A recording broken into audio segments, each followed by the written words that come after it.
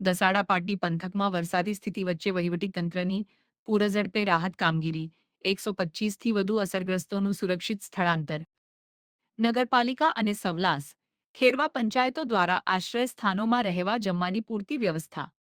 Highway પર ફસાયેલા truck ચાલકોને તંત્ર દ્વારા સહાય અને કારેલા ગામમાં જરૂરિયાતમંદોને અનાજ કીટ અર્પણ.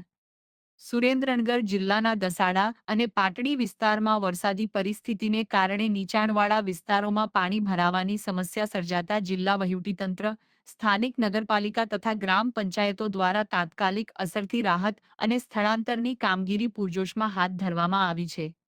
નાગરિકોની સુરક્ષાને પ્રાથમિકતા આપીને સંભવિત જોખમી વિસ્તારોમાંથી લોકોને સુરક્ષિત સ્થળોએ ખસેડવામાં આવ્યા છે.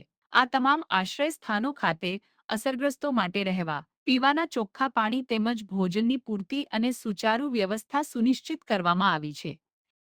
આ રાહત કામગીરી અંતર્ગત પાટડી નગરપાલિકા દ્વારા કાર્યરત 2 આશ્રય સ્થાનોમાં કુલ 78 અસરગ્રસ્ત નાગરિકોને સુરક્ષિત રીતે આશ્રય આપવામાં આવ્યો છે, જેમાં 38 મહિલાઓ અને 40 પુરુષોનો સમાવેશ થાય છે.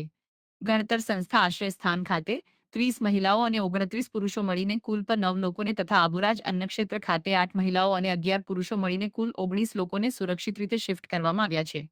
પાટડી નગરપાલિકા તંત્ર દ્વારા આ બંને કેન્દ્રો પર આશ્રય મેળવી રહેલા તમામ લોકો માટે સમયસર ભોજન, રહેવાની સુવિધા અને અન્ય પ્રાથમિક જરૂરિયાતોની વ્યવસ્થા પૂરી પાડવામાં આવી રહી છે.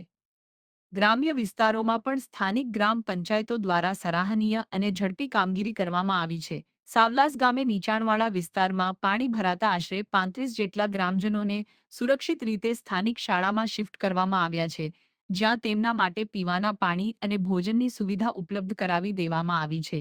આ ઉપરાંત દસાડા તાલુકાના ખેરવા ગામે પણ ગ્રામ પંચાયત દ્વારા નીચાણવાળા વિસ્તારમાંથી અંદાજે 10થી 12 લોકોને ખેરવા કન્યા શાળા ખાતે શિફ્ટ કરી તેમના ભોજનની વ્યવસ્થા કરાઈ છે.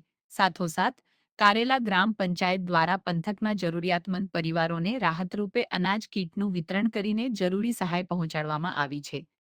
બીજી તરફ વરસાદી સ્થિતિના કારણે વાહનવ્યવહાર પર પડેલી અસરને ધ્યાને રાખીને પાટડી માલવણ હાઈવે પર ફસાયેલા ટ્રક ચાલકોને મુશ્કેલી ન પડે તે માટે તંત્ર દ્વારા નાસ્તા અને પીવાના પાણીનું વિતરણ કરવામાં આવ્યું છે.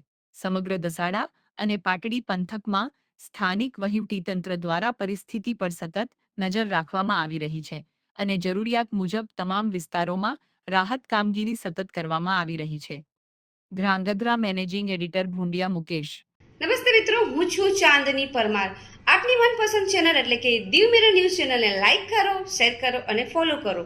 અને હા, તેમાં દરરોજ તાજા સમાચાર જોવાનું ભૂલશો નહીં. નમસ્કાર દર્શક મિત્રો, હું છું પાયલ બામભણિયા. આજના મુખ્ય સમાચાર દેશ વિદેશ ગુજરાત રાજ્યના તાજા બ્રેકિંગ સમાચાર નિહાળો દીવ મિરર ન્યૂઝ ચેનલ પર દરરોજ રેગ્યુલર.